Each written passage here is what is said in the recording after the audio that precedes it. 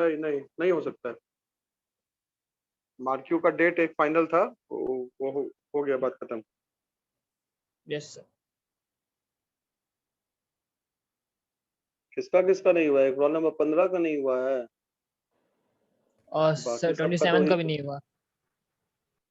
27 तो बदमाशी में नहीं आया है, 32 का नहीं हुआ है, विवेक कुमार का नहीं हुआ है, ये सब तो आता ही नहीं है।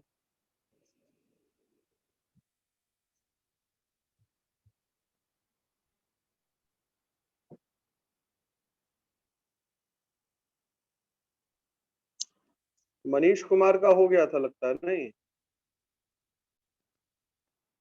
चलो खैर, एनीवेज, आज क्या पढ़ना था हम लोगों को रिवीजन में?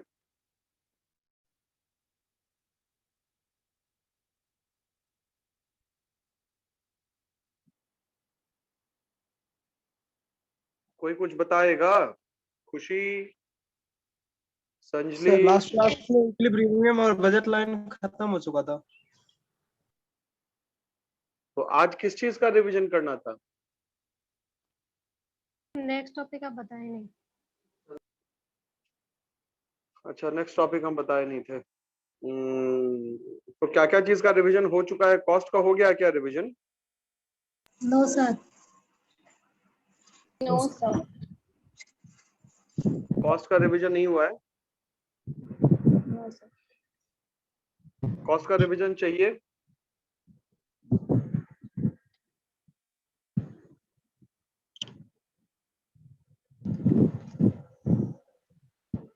Yes sir. तो रिवीजन चाहिए तो फटाफट देखो, रिवाइज करो। रिवाइज इन द सेंस कि अभी अभी देखो, वो जो टॉपिक बता देते हैं, व्हाट इज कॉस्ट, टॉपिक सुन लो, what is cost, why cost, cost क्यों इंपॉर्टेंट है, कॉस्ट का एसरटेनमेंट क्यों चाहिए, डिफरेंट कॉन्सेप्ट्स ऑफ कॉस्ट में अपॉर्चुनिटी कॉस्ट, एक्सप्लिसिट कॉस्ट और इम्प्लिसिट कॉस्ट, ये। उसके बाद total fixed cost, total variable cost और टोटल कॉस्ट। यहां तक रिवीजन करके बताओ कि कहीं कोई डाउट है या फिर डाउट नहीं है।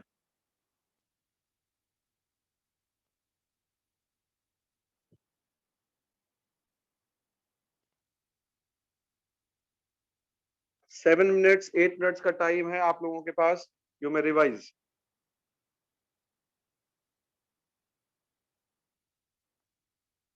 रोल नंबर 19, तुम इतना साइलेंट का है? वो देख रहा था सर। क्या देख रहे थे? सो वही रिवीजन कर रहा था। चलो ठीक है, जल्दी रिवाइज करो।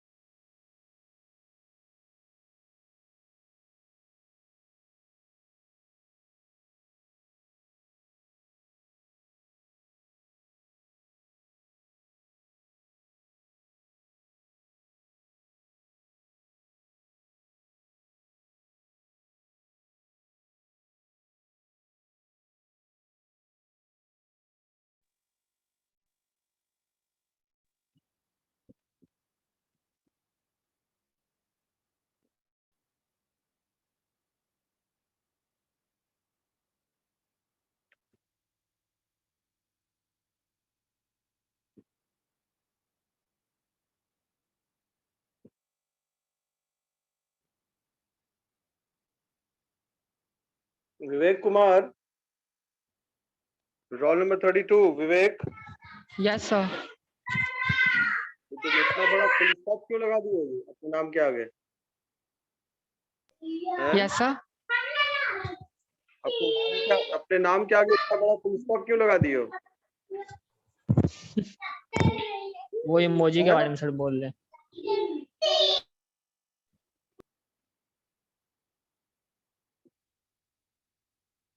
चलो ठीक है। और कैमरा ऑन ऑन कर लो, बहुत सारे लोगों का कैमरा ऑन नहीं है।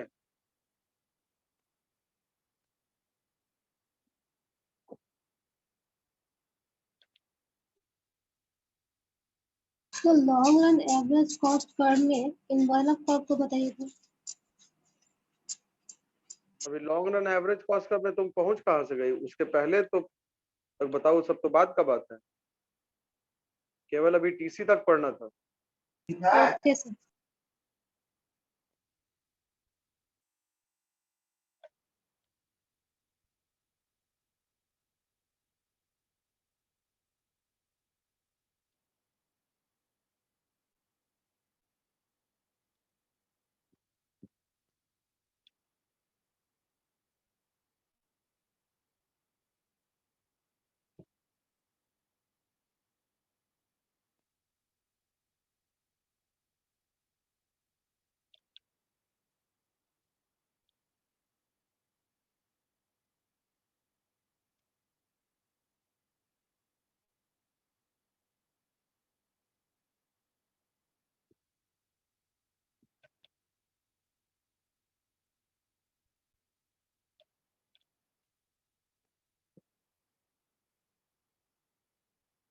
Sir outlay cost opportunity cost के बारे में बताइए।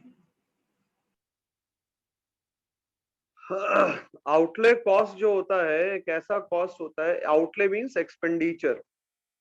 अगर तुम किसी प्रोजेक्ट में पैसा लगा रही हो, किसी प्रोजेक्ट को एस्टैब्लिश करने में जो पैसा लगा रही हो, उसको हम लोग कहते हैं आउटले कॉस्ट।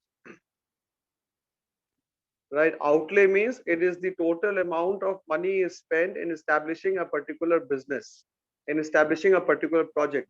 उस पे जो cost लगेगा, that is called outlay cost. Yes sir, got it. Opportunity cost क्या है?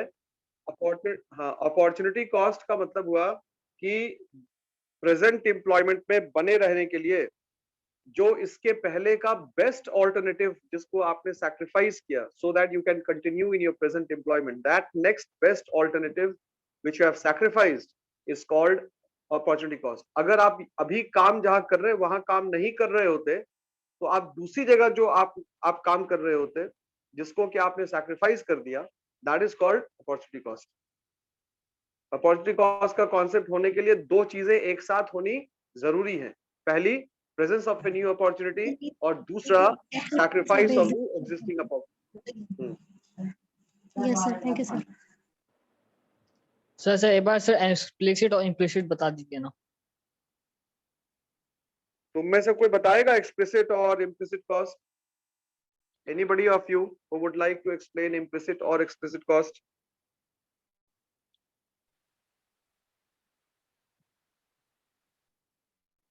तुम में से कोई जो बताएगा? आदर्श बताएगा, रोल नंबर 20। Yes, sir. बताओ। Explicit costs are those costs which are incurred on the factor of production which the company does not own. The company hires from outside. Those costs are called explicit Okay. costs. And implicit costs are those costs which is occurred on the factor of production which company owns.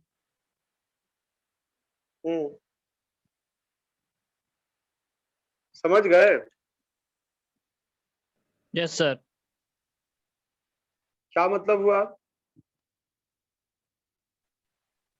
Sir जो explicit सुनो पहले ध्यान से। Explicit cost एक ऐसा cost है जो वैसे फैक्टर्स ऑफ प्रोडक्शन पे लगता है जो बिजनेस ओन नहीं करता, जिसको कि बिजनेस को हायर करना पड़ता है, किराए पर लेना पड़ता है। इसमें कैश का आउटफ्लो होता है, इसमें से बिजनेस के पास से कैश बाहर जाता है, राइट। Yes, sir. जो एक्सप्लिसिट कॉस्ट है ये एक्चुअल कॉस्ट होता है, इसलिए इसको हम लोग बुक्स ऑफ अकाउंट्स में लिखते हैं, और एक्सप्लिसिट कॉस्ट से हम लोग अकाउंटिंग प्रॉफिट कैलकुलेट करते हैं। जबकि इकोनॉमिक कॉस्ट क्या, सॉरी ये इम्प्लिसिट कॉस्ट क्या है, एक ऐसा कॉस्ट है जिसको बिजनेस के पास से कोई कैश आउटफ्लो नहीं होता। बहुत सारे ऐसे फैक्टर्स होते हैं जो बिजनेस ओन करते हैं, वो बिजनेस खुद अपने वहां यूज करते हैं। अगर वो ओन नहीं करते, मतलब अगर वो अपने वहां यूज नहीं करते, तो कहीं दूसरी जगह अगर उन्होंने यूज किया होता तो उनको कुछ उसके बदले में रिवॉर्ड मिलता। तो वो जो रिवॉर्ड जो वो सैक्रिफाइस कर देते हैं कि भाई एक estimate of reward which they sacrifice just because they want to make use of the resources in their own business, इसको हम लोग कहते हैं इम्प्लिसिट कॉस्ट। ये एक्चुअल कॉस्ट नहीं है, एक एस्टिमेटेड कॉस्ट होता है, इसलिए इसको हम लोग बुक्स ऑफ अकाउंट्स में नहीं लिखते हैं। समझ गए? Yes sir. चलो ठीक है।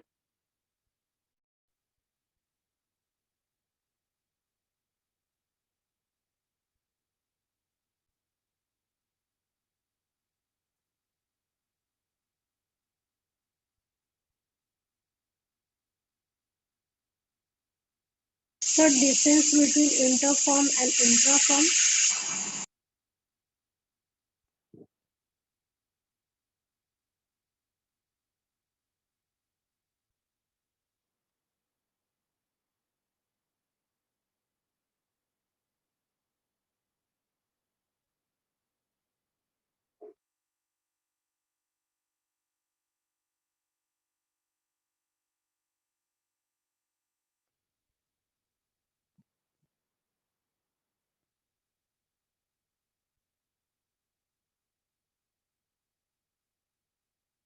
Hello, Yes, sir. Yes, sir. हाँ क्या क्या बोल रही हो, फिर से बोलो एक बार। So difference between interfirm and intrafirm.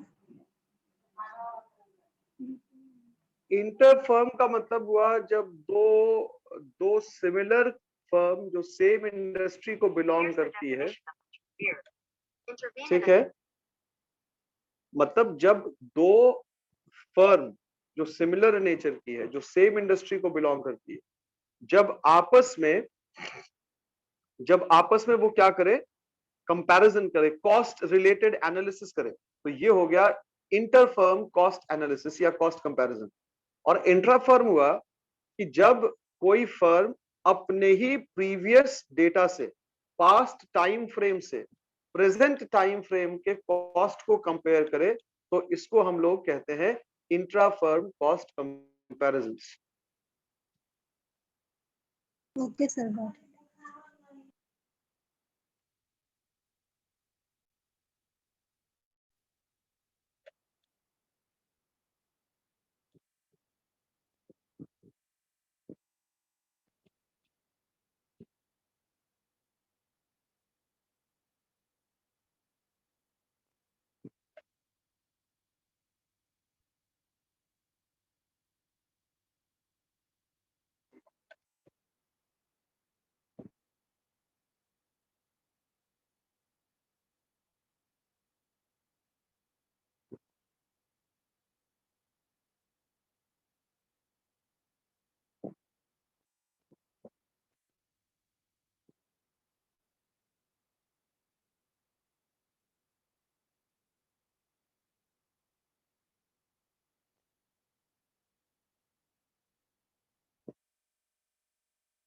Total cost तक हो गया? टोटल कॉस्ट तक Yes, हो sir. गया? Yes, sir. टोटल कॉस्ट का कॉन्सेप्ट वहां तक क्लियर है सारे लोग को जो भी क्लास में है? Something anybody wants to ask? Yes, sir. हाँ बोलो। The cost function is derived from production function. Cost function is derived from production function, Adarsh. Yes, sir. जैसा कि हम लोगों को, हाँ जैसा कि हम लोगों को मालूम है कि कॉस्ट तभी होगा जब आप प्रोडक्शन करते हैं, ठीक है। unless you produce, there cannot be cost. Unless you introduce some input, there cannot be cost, right? Say, for example, if you want to produce something, you will have to bring in some sort of input, be it fixed input, be it variable input. If you are operating in the fixed run, some inputs may be fixed and others may be variable. While if you are operating in the long run, all the inputs are variable. So what you need to understand is that the cost function is derived from production function, no doubt. But the nature of the cost function is also very much dependent upon the nature of the production function. In case of production function, there are two types of production function. There are two types of production function. There are two types of production function. तो अब ये जो दो type of production function है, जैसे हम लोग लिख रहे हैं Q means output is the function of K, L. तो ये जो K है ना, ये K क्या है? ये फिक्स्ड है. This K is fixed, right? इसको हम लोग कहते हैं कैपिटल. अब क्या होगा? ये शॉर्ट रन प्रोडक्शन फंक्शन है. इसको हम लोग कहते हैं short run production function. Short run production function. अब ये शॉर्ट रन प्रोडक्शन फंक्शन में क्या हुआ कि आपका जो कॉस्ट होगा वो कॉस्ट डिपेंडेंट होगा किसके ऊपर? वो वैरी करेगा केवल लेबर के हिसाब से. लेबर बढ़ेगा घटेगा तो उस हिसाब से आपका कॉस्ट भी बढ़ेगा घटेगा. क्यों? क्योंकि एक इनपुट आपने उसको कांस्टेंट मान लिया. अब अगर हम लोग लॉन्ग रन की बात करें तो लॉन्ग रन में जो आउटपुट है वो K और L, इसमें से कोई भी इनपुट फिक्स नहीं है. दोनों इनपुट वेरिएबल है. दोनों इनपुट यहाँ पे क्या है? वेरिएबल है. इसलिए जब दोनों इनपुट वेरिएबल है तो ये हमारा हो गया लॉन्ग रन प्रोडक्शन फंक्शन. तो in the long run production function the cost function will also be long run, because the total cost will depend upon the changing quantity of all the inputs. All the inputs means fixed input as well as variable. मतलब यहाँ पे कोई Variable. input fix है ही नहीं, यानी कि all inputs are variable input. तो ये जो रिलेशनशिप है ना, जो डेरिवेशन होता है कॉस्ट का प्रोडक्शन फंक्शन से टाइम के आधार पे, this is called this may be referred to as cost function is derived from production function.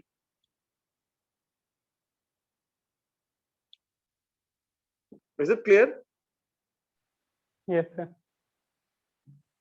Somebody else wants to ask something?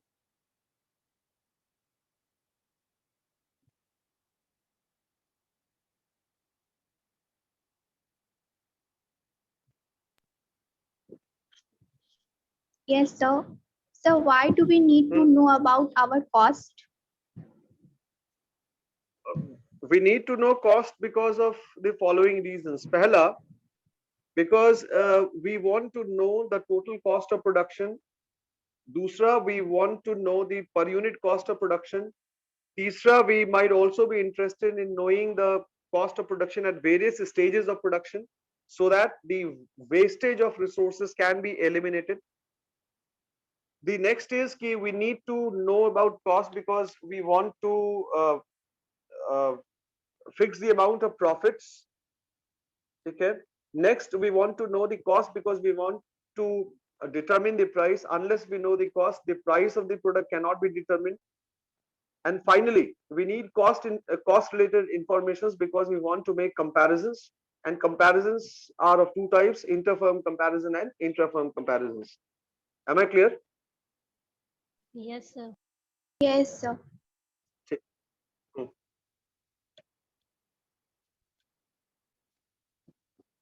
अब अगर हो गया है, सब कुछ हो गया मेरे ख्याल से, तो अब आगे जो एवरेज फिक्स्ड कॉस्ट है, एवरेज वेरिएबल कॉस्ट है और एवरेज कॉस्ट, इसको पढ़ लो फटाफट.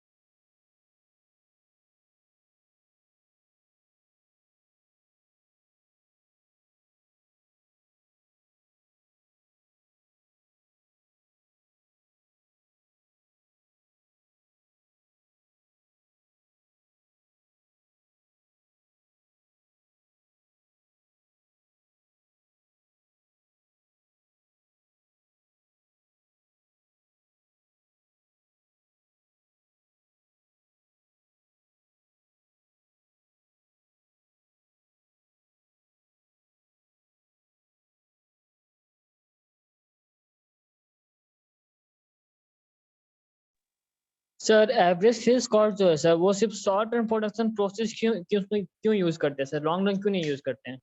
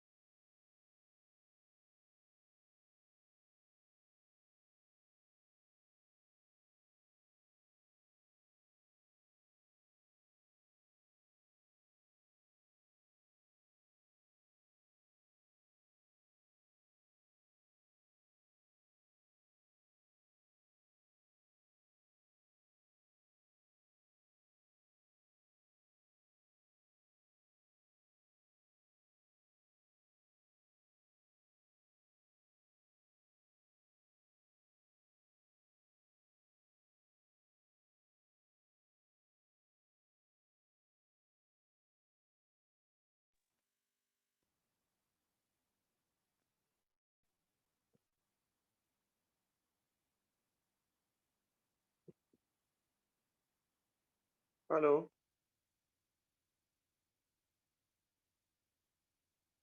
Yes, sir. Yes, sir. Hello. Yes, sir. Yes sir. Sir ये पूछ रहे थे समझ सर में कि आ जो रहा है? सर एक क्वेश्चन था सर, एवरेज फिक्स कॉस्ट में सर शॉर्ट टर्म प्रोडक्शन क्यों प्रोसेस यूज करते हैं सर, लॉन्ग रन क्यों नहीं यूज करते हैं? क्या बोले? सर एवरेज फिक्स कॉस्ट में ना सर जो मतलब शॉर्ट टर्म प्रोडक्शन प्रोसेस जो है वो मतलब यूज करते ही हैं, लेकिन सर लॉन्ग रन यूज क्यों नहीं करते हैं? तो Why should we long not run और apply शॉर्ट the रन में क्या डिफरेंस है? लॉन्ग रन और शॉर्ट रन में क्या अंतर है?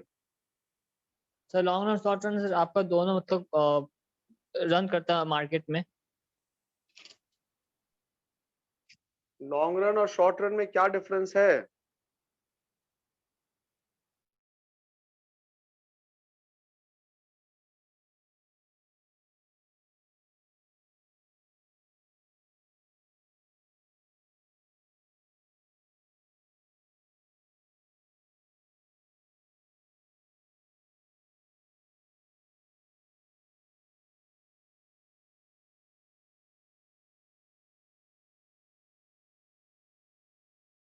Hello, hello. Yes, sir. Yes sir, yes sir. Yes, इसके sir. सवाल इसके सवाल का आंसर कौन देगा? Who is going to answer? Sir, short run have fixed factor of production and long run have no fixed factor of production.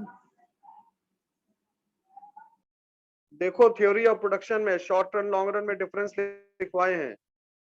Short run long run में difference लिखवाए हैं।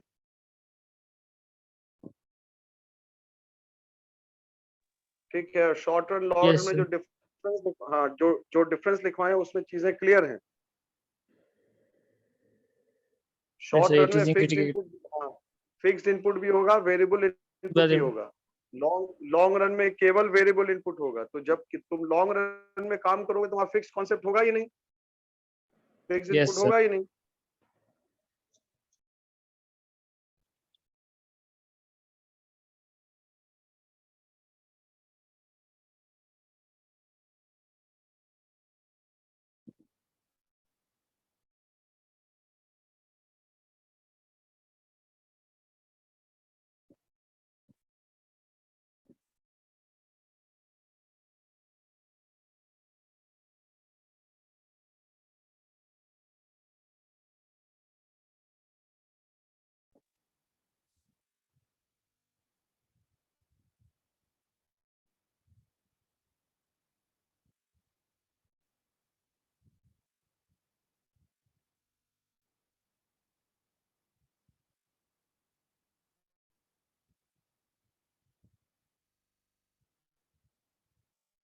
Hello,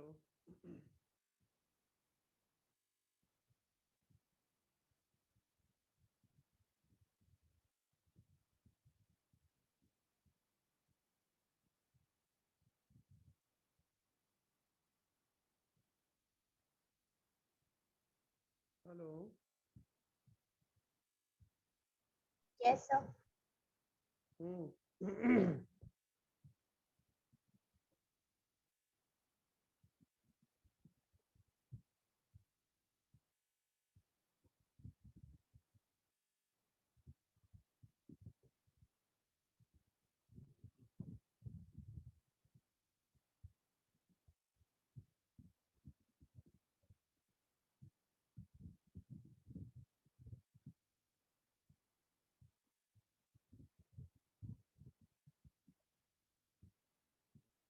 something to ask, average fixed cost, average variable cost और average cost में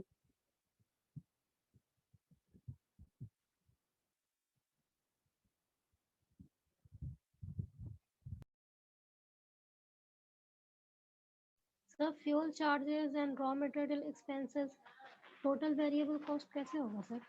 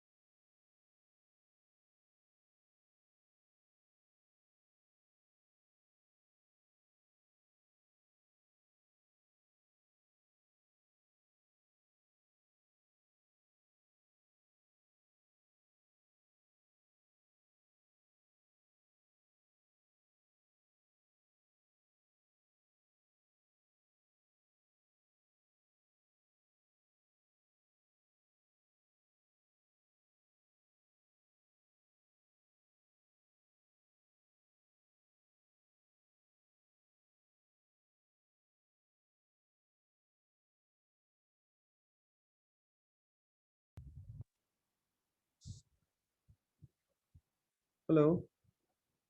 yes sir. हाँ Yes, बोलो, sir. क्या कुछ पूछना उछना है तो बताओ।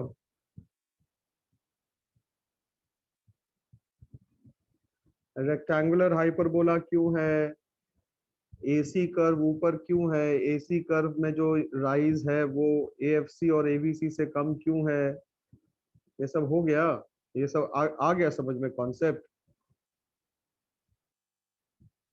रेक्टेंगुलर हाइपरबोला बता दीजिए तो। रेक्टेंगुलर हाइपरबोला, रेक्टेंगुलर हाइपरबोला का मतलब क्या हो गया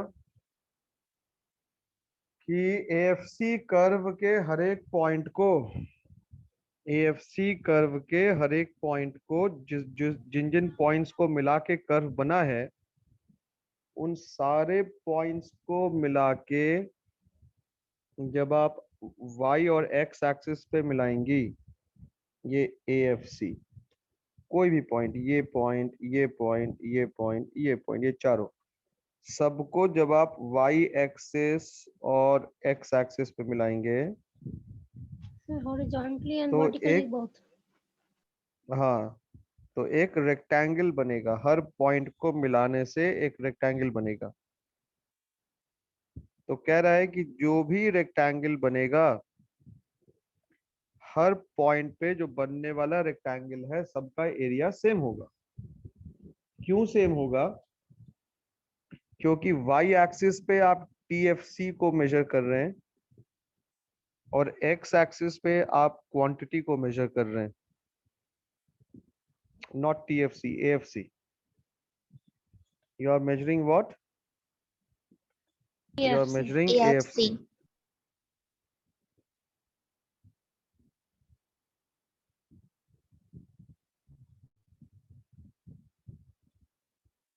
तो ये जो AFC का मेजरमेंट हुआ,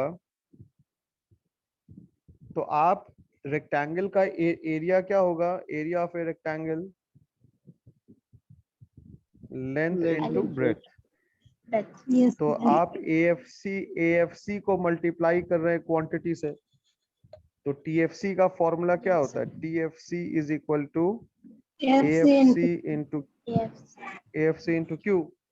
तो और TFC हर जगह क्या होता है? कांस्टेंट होता है। TFC हर जगह कांस्टेंट होता है, इसलिए जो भी एरिया बनेगा, सब एरिया क्या होगा? सभी रेक्टेंगल का एरिया इक्वल होगा। एक जैसा होगा, इक्वल होगा। इसलिए इस कर्व को हम लोग रेक्टेंगुलर हाइपरबोला कहते हैं। सर जो रिमेनिंग पार्ट होगा उसका डायग्राम का, रिमेनिंग पार्ट मतलब तो सर रेक्टेंगुलर फॉर्म में नहीं है। कौन रेक्टेंगुलर फॉर्म में नहीं है? सारा रेक्टेंगुलर फॉर्म में होगा। कर्व कैसे बनता है? कैसे बनता है? पॉइंट को मिला के ही ना बनता है। Yes sir. तुम किसी भी पॉइंट को मिलाओगी तो वो y और x एक्सिस पे ही ना मिलेगा। तुम किसी भी पॉइंट को मिलाओगी तो y और x एक्सिस पे ही ना मिलेगा। Yes sir. तो y एक्सिस पे AFC मेजर कर रहे हैं, x एक्सिस पे क्वांटिटी मेजर कर रहे हैं, तो AFC इंटू क्वांटिटी बराबर TFC। और TFC हमेशा कांस्टेंट होगा। रिमेनिंग पार्ट का मतलब क्या हुआ ये बताओ?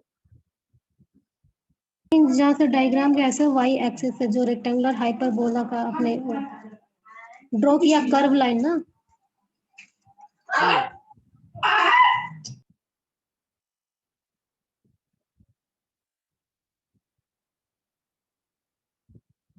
यहाँ ये वाला जो एरिया है, इसके ऊपर में तो AFC है ही नहीं ना। अगर उसके ऊपर भी वैल्यू होता, तो वो कहाँ मिलता? AFC पे ही मिलता। और इधर भी यस अगर वैल्यू होता तो वो कहाँ मिलता? Q पे ही मिलता। तो सब जगह तो वैल्यू वही होगा उसका। जहाँ पे वैल्यू ही नहीं है, वहां पे तो कर्व का तो कोई एरिया ही नहीं है। हम लोग सिर्फ कर्व के पॉइंट को ही ना देखेंगे, जहाँ पे कर्व है ही नहीं, वो तो अंडर कंसिडरेशन है ही नहीं वो एरिया।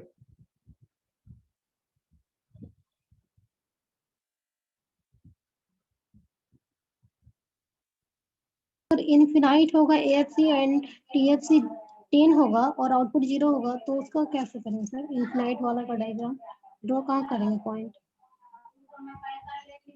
इनफाइनाइट को तुम कैसे शो करती हो? इनफाइनाइट का मतलब क्या हुआ?